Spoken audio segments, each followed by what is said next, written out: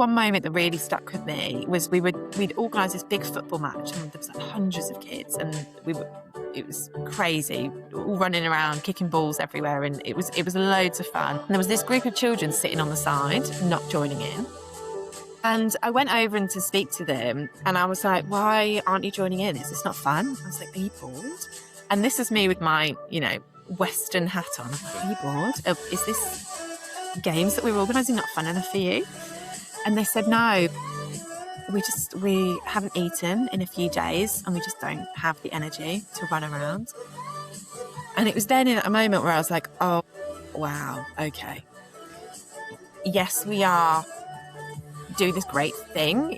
We are giving children fun and joy and laughter and love and care, and those things are so important, but actually there is so much more that needs to be done here. There is so much need."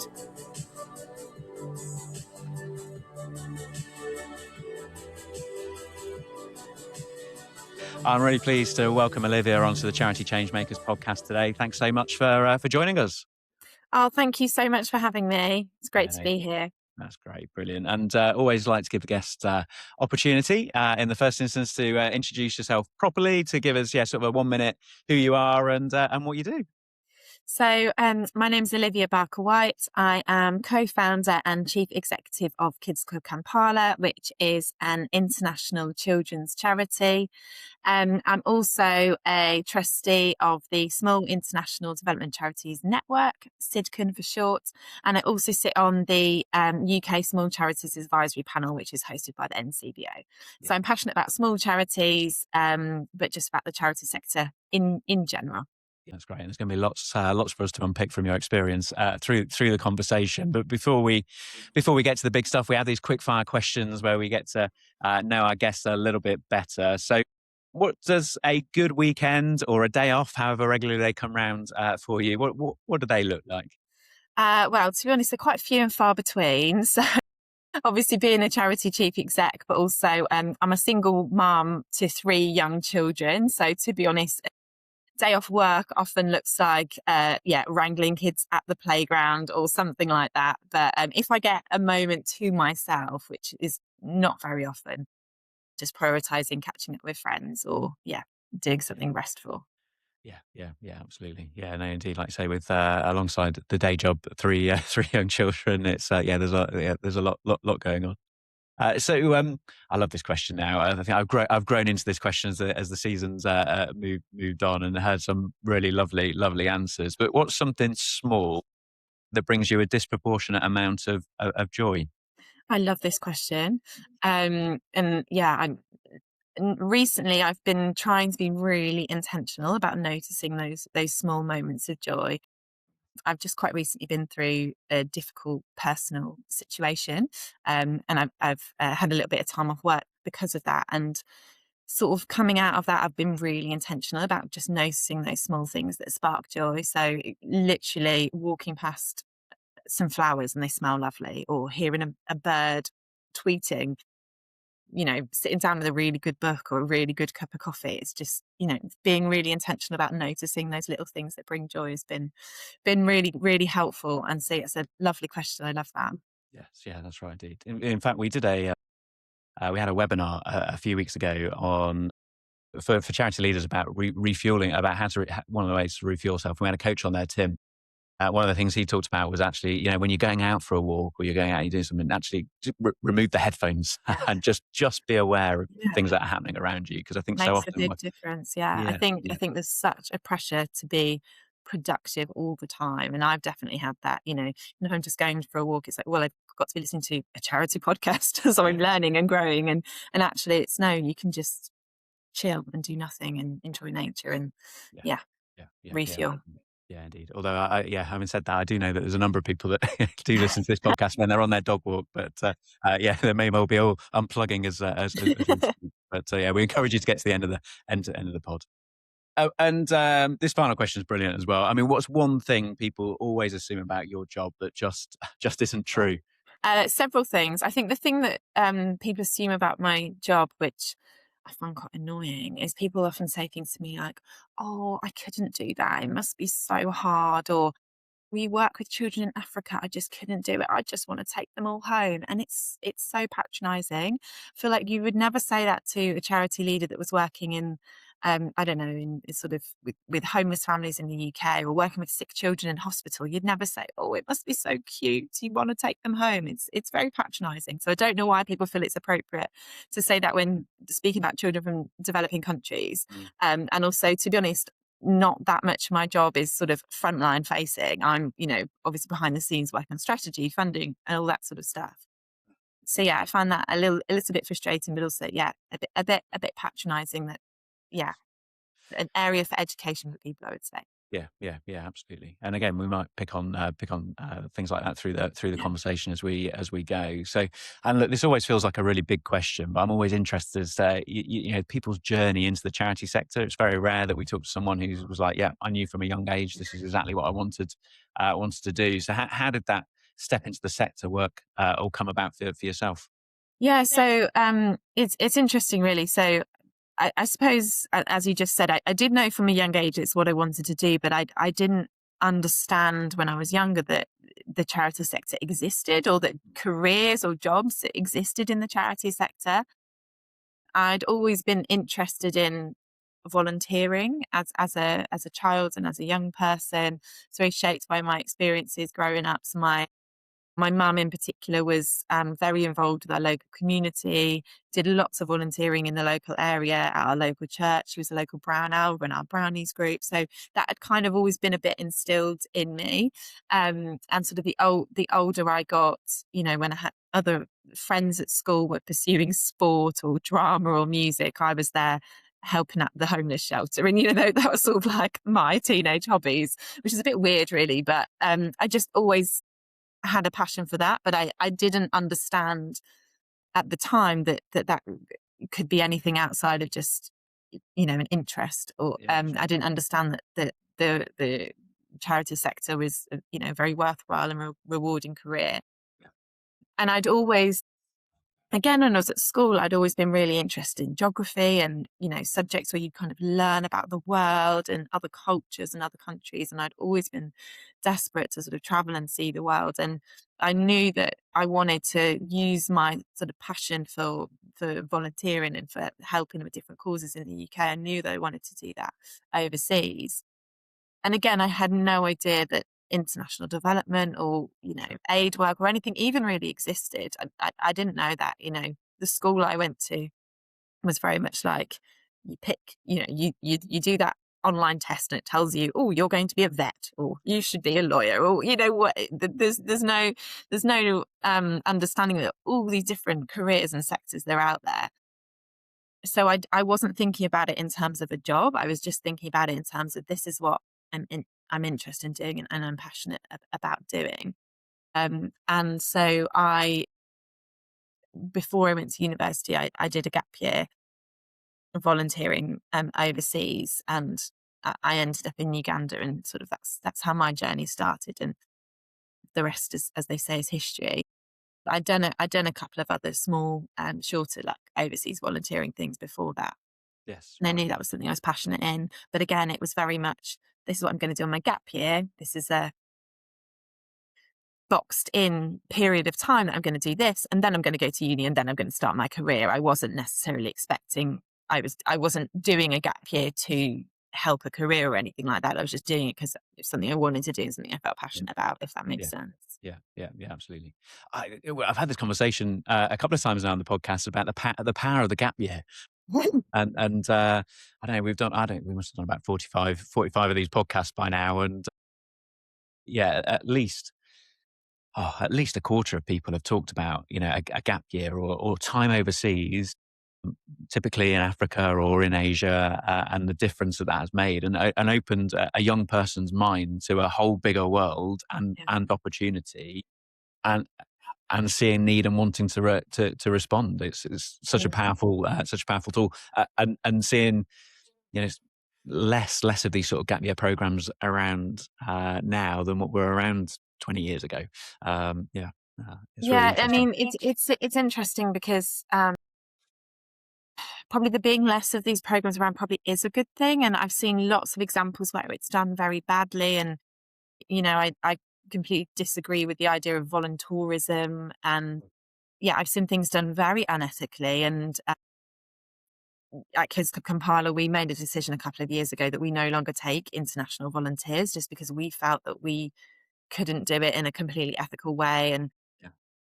And so I wouldn't, sort of on paper, sort of theoretically, I don't necessarily think international volunteering and gap years is necessarily a good thing for international communities. But then from a personal point of view, it's absolutely transformational. It absolutely Yeah, transforms absolutely. someone's life. So I think it's definitely looking at it that way, rather than sort of, it can so easily lean into sort of the white saviorism that, oh, I'm going to go Absolutely. change the world, go and help this poor village in Africa. Whereas actually, if you're going in with a mindset of, I'm here to learn and help where I can, but actually it's going to have the biggest impact on me and change my life and impact what I'm going to do and impact my career, then I think that's a much better way coming into it, if that makes sense. Yeah, yeah, yeah, absolutely. And I guess with reflection now, it's great to look at that. I guess I'm interested in your mindset as a 18, 19-year-old rocking up in Kampala and in Uganda, and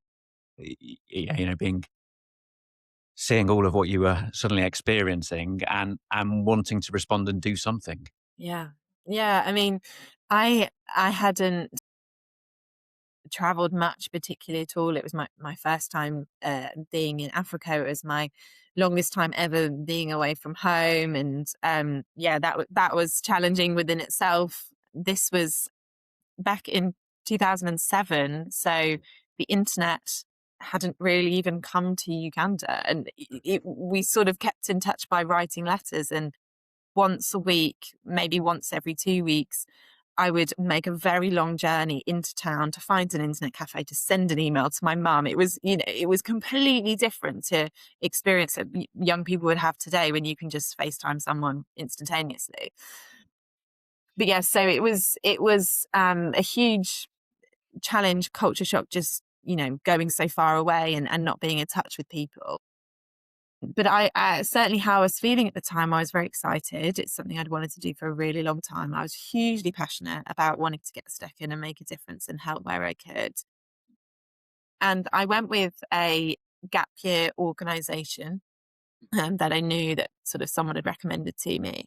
And I hadn't really much idea of what to expect. We had a little bit of training before we went, but not a huge amount. And I was placed in a team. There was 6 of us from the UK and Ireland. There were 6 of us placed in a team, and then we were sent to Uganda to do this gap year for best part of the year. And the gap year organization that we went with didn't actually have any of their own programs or bases or anything on the ground in Uganda. We'd raised a huge amount of money to get there. And then when we got there, we were just sort of plonked somewhere and didn't really hear from the gap year organization again. And from speaking to various people who've also done gap years, that's quite a similar experience for many people. But the where we were placed as this sort of gap year team, we were placed at a high school on the outskirts of Kampala. And in Uganda, school's not free. So the pupils at this secondary high school were pretty well off, because if you can afford to go to school, you're vastly better off than the majority of the population. If you can afford to go to secondary school, you're even better off than people who can only afford primary. The statistics in terms of the number of children that only complete primary school and then drop out are huge. But also, this was a boarding school, so if you can afford to go to secondary boarding school, you're pretty well off compared to the majority of the population. And the pupils at this school were lovely, made some really wonderful friends, but we were supposed to be teaching. And I was 18, I just finished school. I got an okay A levels, but I was not in any way qualified to Yes. teach. But also, this school had adequate, good quality, qualified teachers. We weren't in any way needed. Yeah. And spent the first few weeks trying to find things to do, really, and join in. And it was fun.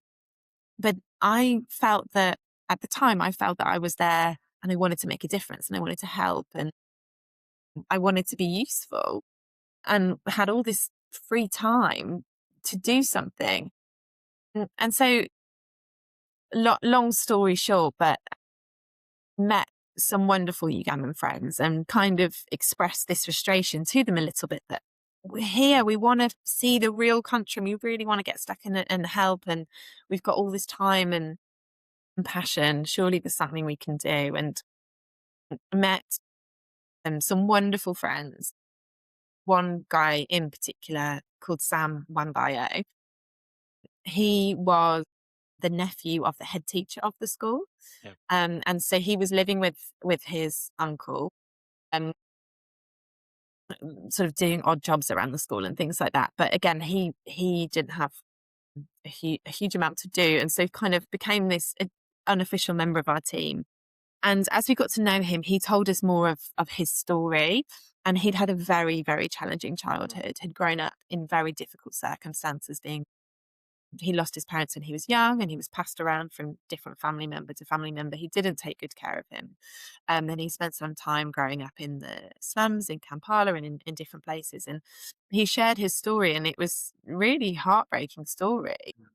But despite all of the challenges he'd been through, he just had this real passion that children in similar circumstances didn't feel alone. Yeah. Because the overwhelming thing that he'd had is, yes, he'd gone through this awful poverty, hunger, hardship, but he just hadn't felt loved or wanted. So there's this passion that children, regardless of the situations they're living in or whatever they're going through, can have a safe space to go to, safe people that care about them, and they just know that they're loved and they're accepted. And that was his passion, and that was his vision. And him and a couple of his friends had started going into one of the biggest informal settlements in Kampala, and had started trying to just meet with the children and show them a little bit of love and a little bit of care and a little bit of joy. And because, as I said, we were on this gap year, we had a lot of passion, a lot of spare time, a lot of energy. You have a lot more energy at 18 than you do, certainly than I do now. We just started joining in with what they were doing. So whenever we had free time, which was, to be honest, almost every day, we would start going into the slums in Kampala and just joining in with what they were doing. And we called them Kids Clubs, which is where our name comes from. And we'd just go into these communities, we'd take footballs, we'd take those massive play parachutes, skipping ropes, sweets and balloons, and just have a load of fun with kids. There was no strategy, there was no plan, there was no purpose. It was just, we're here, we want to be helpful. Here's some kids in need. Let's go and do what we can. And, I don't have a lot of resources or even skills particularly, but I can run around and be silly with children and have a great time. And so that's what we did, really. And that's sort of the origin story of Kids Club Kampala, of where it came from. Yeah, absolutely. And that's really, really fascinating. Like you say, just meeting kids where they're at, and bringing that fun and that joy. So you've got this gap year, and I guess like you say, there's the seeds of something here for growing. But what came next? So presumably the gap year comes to an end. You come back to the UK. Is that then straight onto university? Yeah. So the gap year finished, came back to the UK. I'd had a wonderful time on my gap year, but for me, that was kind of like that chapter was closed, really. I'd done that, had a great time off to uni. And I was going to study economics at university, but actually changed and ended up doing international development because I wanted to learn more about, the economies of developing countries. And after my first year of university, me and two of my friends from my gap year, so the three of us, we had originally planned to go traveling together, and we were going to go to India and sort of Southeast Asia, and we were going to go traveling. And then I can't exactly remember why, but we decided actually before we do that, we're just going to go back to Uganda for a few weeks because we just missed it and we wanted to go and see our friends. So we decided to go back to Uganda in the sort of summer break after first year of uni. We went back to Uganda for a few weeks. We didn't go with the gap year organisation, just went by ourselves and went to stay with some friends that we'd met while we were there. And didn't have any plan of what we were doing. We were just going to visit friends and sort of see the country. We missed the food, And while we were there, we went back into the informal settlements in Kampala that we'd been doing this work in because our friends had tried to continue doing these kids clubs when they could. by that time they were working, so they kind of were doing it on the weekends and in their spare time. And we went back in one Saturday, and we joined him in this kids club again. And there was this one moment that really stuck with me. Was we'd organised this big football match, and there was like hundreds of kids, and it was crazy, all running around, kicking balls everywhere, and it was loads of fun. And it was like a whole day of games and sports, and there was this group of children sitting on the side, not joining in. And I went over and to speak to them, and I was like, "Why aren't you joining in? Is this not fun?" I was like, "Are you bored?" And this is me with my, Western hat on. I'm like, Sure. "Are you bored? Is this games that we're organising not fun enough for you?" And they said, "No, we haven't eaten in a few days, and we just don't have the energy to run around." And it was then in a moment where I was like, "Oh wow, okay, Yeah. yes, we are doing this great thing. We are giving children fun and joy and laughter and love and care, and those things are so important. But actually, there is so much more that needs to be done here. There is so much need. We are trying to bring fun and games, but children can't even access that because they don't have basic things like food." And then also, the more we kind of dug into it over that few weeks, it was sort of like, well, this child over here, they're actually living on their own. They haven't got parents. They're sort of living on their own, looking after their brothers and sisters. Or this child over here, they're actually homeless. Or this child over here, they've gone through this awful situation of abuse. And the more we kind of uncovered these stories, it was just like, oh wow, there is a lot here. Um, Starting a charity was absolutely the last thing on my mind. It hadn't even crossed my mind. What I did, I was 19 at this point. What I did, and I was very much like, yes, go save the world. Yeah. I quite naively, but I emailed every single organization I could think of. So I, emailed CEO of World Vision, CEO of Oxfam. I was Googling, and everyone said, there's these children in this community and they need your help. And, I had no idea about charitable trusts or anything like that. I was literally like, oh, let me email WaterAid, let me email Oxfam. And I got the wall of silence. I mean, yeah, I didn't even know what I was doing.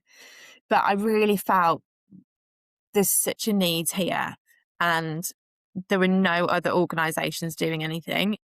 It's changed slightly now. I mean, this is 20 years ago, Yeah, sure. and it has changed, but there's a lot of social stigma around working in informal settlements around the world, but in Uganda in particular, found there's a lot of social stigma because there's all the land is contested. There's sort of tenancy rights. They're technical. They're informal. There are, as with any areas of urban poverty, even within the UK, there are higher rates of crime and abuse and gangs and drugs and that sort of stuff. But particularly large aid organisations, they wouldn't want to work in these communities because they're sort of technically seen as illegal settlements. And this is me with a cynical hat on, but it's much harder to see results in those sorts of communities. Whereas if you're implementing a program where you're in a rural area and you're helping someone to grow some crops, it's much easier to sort of measure impact. Whereas these communities, they're very transient. People move. Sometimes parts of the communities get knocked down. It's very difficult to sort of work in these communities and sort of sustain impact. And so we found that there was no NGOs, no organisations, no real even sort of, CBOs or anything like that really working within these communities at the time. As I said, it's very different now. And so we, after a lot of soul searching and a lot of feeling very angry and frustrated and felt, okay, well, maybe we could do something. Maybe we could do something. And again, starting a charity wasn't really something that I particularly thought of, but I was a student. I went back to uni, and one thing that students have is a lot of time and a lot of energy. So just did loads of silly fundraising things and got friends involved and started raising money. But again, we weren't a charity or anything like that. It was just like, well, these kids are in need. Let's see what we can You do. can see a need and want to respond. Yeah. And then as as time went on, it kind of realized, oh, okay, actually, I think if we are trying to raise money and we're trying to send money overseas, then we probably need to, have a bank account. We probably need to register with HMRC, and we probably need to start thinking of starting a charity. But that was never the goal. That was never the plan. It was kind of, it happened quite organically. Yeah. Yeah. And we actually first registered, our friends in Uganda actually first registered as a charity in Uganda Right. Okay. first. So it was very much from the beginning had been done in partnership, that there was the sort of the local organisation doing the work on the ground, and then the UK charity predominantly raising funds and supporting in that way. Yeah, yeah. And is that partnership model? Because I mean, interesting, just picking up, I guess, on the gap year conversation that we kind of led into here. That partnership model obviously been an important part of how you've built the organisation over the last how many years now is it? Nearly 20 Nearly years. 20, yeah, Yes, yeah, yes, crazy. Yes, the partnership models is, I'd say, is vital to how we operate and sort of vital to our success. Everything we don't do has always been done as an equal partnership. It's not that we're a UK charity and we're deciding what projects to do and telling people how to spend their money. We are just simply enabling the great work to happen. We are just simply raising money and enabling the work to happen. We are, as an organisation, we are really, really passionate about being community led. yeah, And so even in, as I said, we have the partnership with our overseas delivery team. So we actually now also work in Kenya and Tanzania. So we have partner organisations in Uganda, Kenya and Tanzania. But we've been working in Uganda the longest. But within Uganda, so we have a partnership with our Ugandan team there, and we've got quite a sizable office. We've got just over 40 members of staff. yeah, yeah, Sam, who was the guy I mentioned his story earlier, who was the first one to introduce us to these children and communities, he's our Ugandan director. He heads up the whole team there. And he's just an incredible force of nature. But even we work in that partnership model, but our Ugandan office team work in that same partnership model with the communities that we support. yeah, So again, we're not from the UK speaking to our staff on the ground saying you have to do this. We want you to work in X way on making those decisions. It's the same. So the communities very much themselves have a voice and come together and will suggest ideas for programs, or will kind of suggest, oh, actually, this isn't working. Let's try this way. Or there's a need here, and can we do this? And it's very much organic, sort of from the yeah, ground up.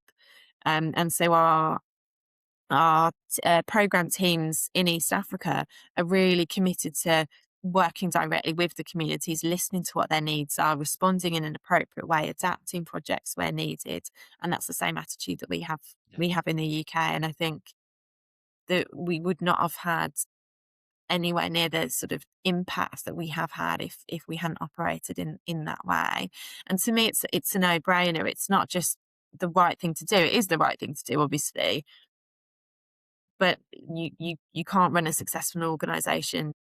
You, there's there's too many assumptions otherwise. I don't know what is best for these people. People know best what they need, and often they have the solutions themselves as well. They just simply need resources and support. yeah, yeah, So yeah. that's what we're trying to do. Yeah, and I suppose there's something about, like you say, the organic growth, and I guess being a smaller organisation where we see a lot of more traditional, I guess, larger sending organisations that are trying to shift to a partnership. That it's harder to make that change, but because you've been there on the ground, built those relationships locally, they've been able to work, and something, I guess, within the size of an organisation that means you can move quickly. Yeah, definitely. And this is why I'm really passionate about small charities in general. They're so adaptable and resilient, and if crises happen or if something's not working, you can just quickly pivot and be able to do that. I mean, for just an example of that is we saw this during the COVID pandemic. Mm. In Uganda in particular, there was very large NGOs, very large aid organizations just completely pulled out all of their staff, because often they only have, not only, but often they have large teams of international staff.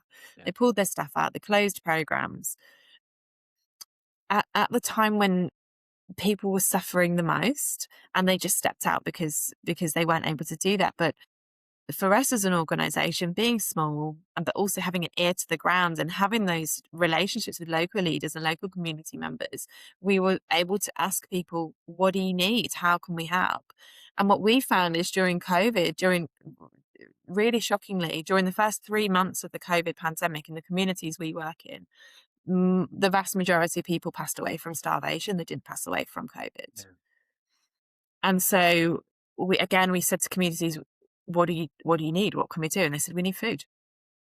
Because Uganda had a very strict lockdown. Schools were closed for a really long time. And so many people, particularly in the settlements that we work in, so many people work in the informal economy. So when there's something like a lockdown and people don't have salaries, there's no such thing as furlough. And if people's job is sort of selling things at the side of the road and suddenly they can't do that, people literally lost incomes overnight. So what we did was we adapted our centres. So we have children's centres, we have education classrooms, we have vocational training centres. They all had to close because you can't gather large numbers of people to do things. We converted them into food banks and we just started feeding people. And there was thousands, if not millions of meals that we provided, and sort of tens of thousands of people were supported through that time. And that was really only possible because we were a small organisation. We could pivot quickly, but also because we were listening and responding to the needs of those communities. Yeah. And we're seeing this a lot now. There's so much conversation, particularly in international development space, around shifting the power. But what does that really mean? And again, we've seen this with the UK aid cuts that happened last year. We're seeing that it's when they're cut, it's the larger organisations that are just having to close programmes, and it's often the smaller organisations that are stepping up to fill in those gaps. They don't have more funding or more resources. They're just adapting and pivoting to meet those needs on the ground where they are. And is that partly because obviously you're not contracted to deliver, but you got to deliver X, Y, and Z, which gives you that bit more freedom?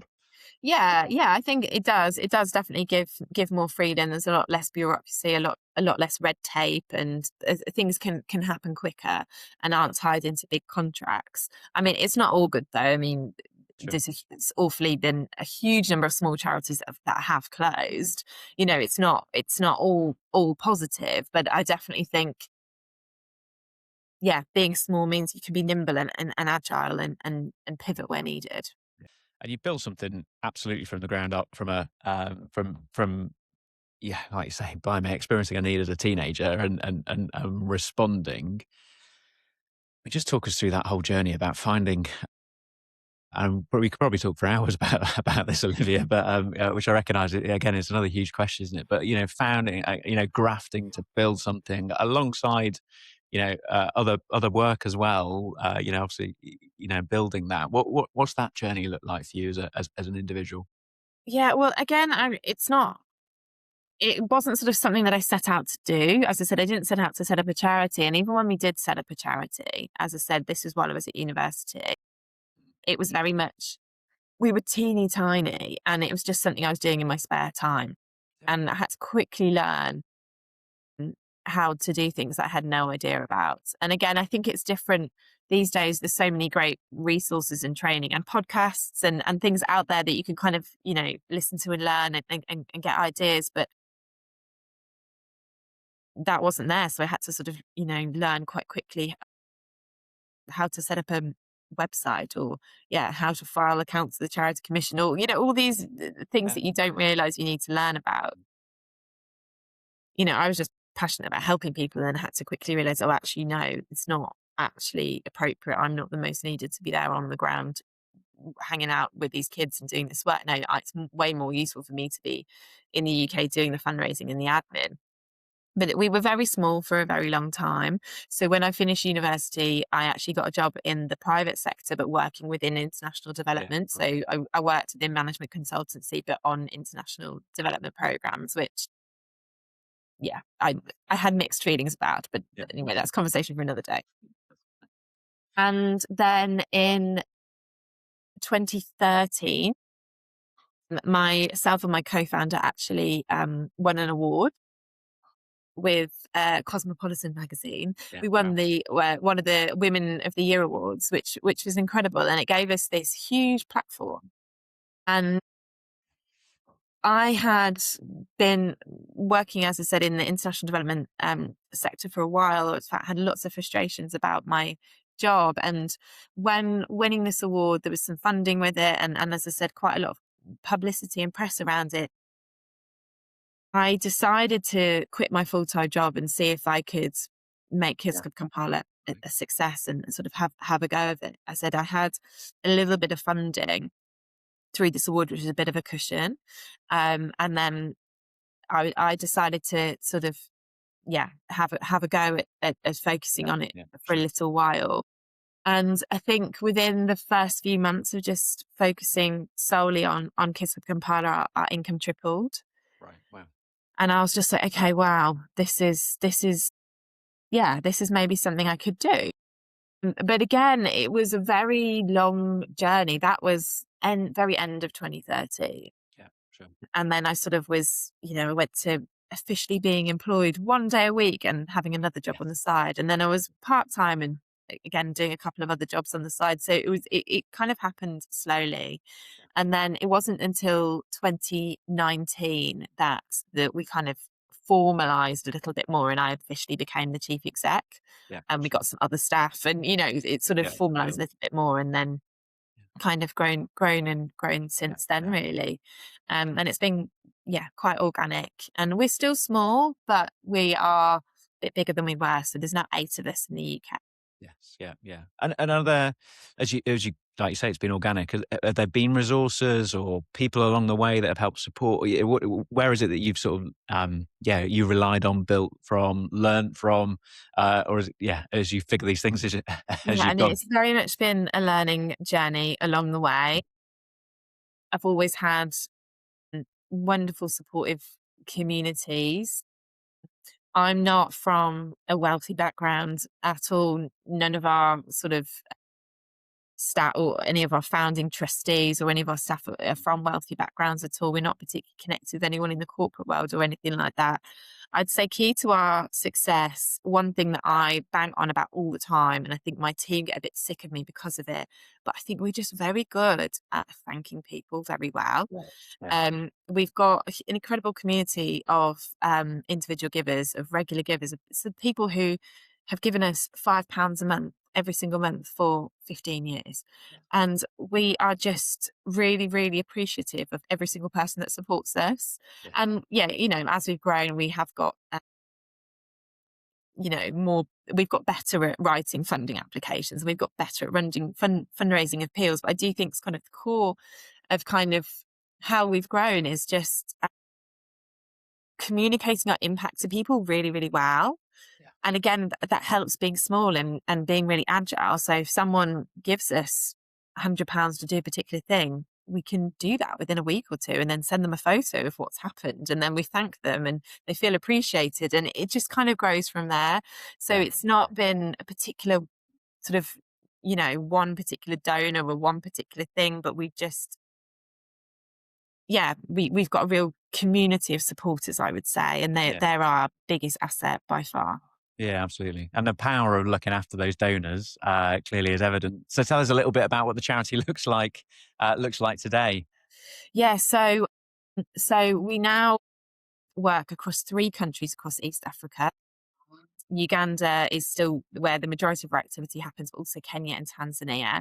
And we sort of roughly have 3 main program areas. So the first one is around access to education. So helping children with schooling, school fees, additional school support. Our second program area is around family strengthening. So we work with families to help them increase their incomes. We do income generation work, poverty alleviation.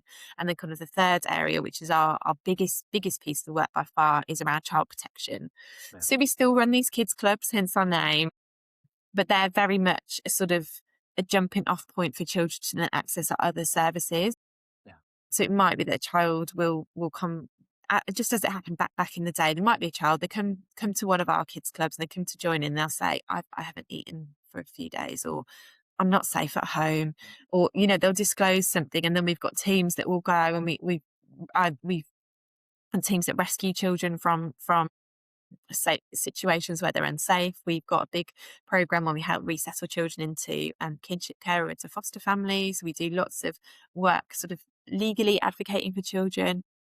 But I'd say one thing that, again, is really key to our success is our programs work really holistically together.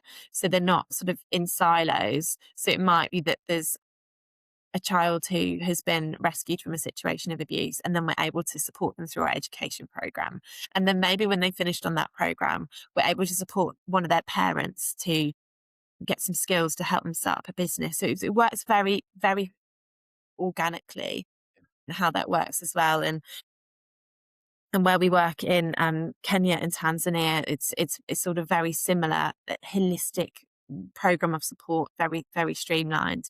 And again, it's all down to our fantastic teams that actually are there every day working on the ground, advocating for these communities and supporting them. Yeah, absolutely. And actually, I was having a look at your impact report earlier today, and Oh, the great. Yeah, numbers. just newly released our impact report. Yeah, Yeah, absolutely. Yeah, we'll make sure in the show notes that there's links through, obviously, to the website so that'd people be can read great. and see. But yeah, I mean, the impact is huge. It's incredible. You talked earlier about, wanting to take moments to reflect and to pause and to think. I mean, when you take that moment to pause and reflect on what the charity does and what it looks like now, from that passion and youth and I guess to a degree a bit of naivety at the start of we're Definitely. going to we're going to build something. I mean, yeah, I mean, just how do you feel when you reflect on what it looks like today? Yeah, I think very, very proud, to be honest. Since the beginning, we've supported over 1.5 million people, and that number is growing. And I think because we've been running for about 20 years now, we've literally supported some children from when they were very, very small. Actually, quite a few of our staff members are former children that we supported in the beginning, which is lovely. And yeah, I think yeah, being proud of what we have achieved and where we are today. I don't know if it's just being young when I started or being female, but I think I've always sort of felt embarrassed of being proud of things, and always felt, oh no, no. But whereas actually, yeah, it is great. I mean, it's not absolutely not all me at all. We've sort of got a wonderful board, wonderful staff team, and absolutely amazing overseas partners, which I've talked about. But yeah, I think it's wonderful thinking what's been achieved, but also, thinking if we hadn't been there, then what situation may it have been instead. So I think knowing that we've helped, even if we just helped one person, but we have helped quite a lot of people, knowing that it's made a difference is very rewarding. Yeah, absolutely. Yeah, and certainly without a shadow of a doubt should feel proud of that, and that driving force that you and, like you say, the partners of the ground have been to make that happen. But I get that sense that it's there's no sort of resting on your on your laurels. There's that sense of there's still more to do. Yeah, I think that's probably something that everybody who works in the charity sector will say. Your job is never done. There's always more to do, and unfortunately, working in international development is very, very difficult. I said the UK aid cuts really hit communities really hard, but even just what's been happening recently with global oil prices increasing, and cost of living and inflation, and it's it is very, very difficult, and it does feel that our job is never done. So that's hard, and I think that's something that I've sort of had to learn the hard way, that I'm not personally responsible for everybody. Yeah, And yes, the job will never be done, but it's kind of saying, okay, what is good enough? yeah, And something, again, I've had to learn the hard way is just trying to be a little bit more boundary, just for my own mental health. There's definitely been times where the amount of hours that I have worked and speaking to other charity chief execs, I know it's such a common thing of feeling like you can't ever switch off because your job is never done. There is always more to do. But it's actually, I guess, one thing I've really learned the hard way is, if you don't take care of yourself and your own well-being, then the charity is not going to be there for the long run necessarily. So it's, yeah, trying to have a longer term picture. Again, it's like if you spend all your funding immediately, then you're not going to have anything to invest for the long term. So it's Yeah. Yeah. yeah. Yeah, that's a really helpful insight. I guess as sadly we have to, as we sort of bring the conversation to a close. But yeah, we'll make sure, Olivia, that like I say, that there's links in the show notes so people can come find out more about the charity, about the organisation, and assume you're happy that we sort of tag you if people want to Yes, reach out. absolutely. Yeah. Absolutely. Yeah. Yeah. No, that's brilliant. It's one of those conversations that I think probably we could have gone on for a few hours. It feels like it's probably we need to invite you back on the podcast in Oh, 12 I'd months love that. or 2 years or so, and hear more about what's happening and developing. But honestly, thank you so much for your time today. It's been really insightful. Loads learned, and a show I'm sure that the listeners have really enjoyed. Oh, thank you so much for having me. It's been wonderful. If you've enjoyed the podcast, please do subscribe and share it with somebody else in the sector. If hearing about the career journey in this episode has inspired you, I've put together a bunch of practical resources to help you land your next ideal role in the charity sector, including support on how to put together a CV and cover letter that will really work for you. You can join for free at the Charity Careers Network, a growing community full of advice, tools and honest conversations about charity careers. Both the podcast and the network are proudly powered by Charisma Charity Recruitment. Thanks so much for listening, and I'll see you next time.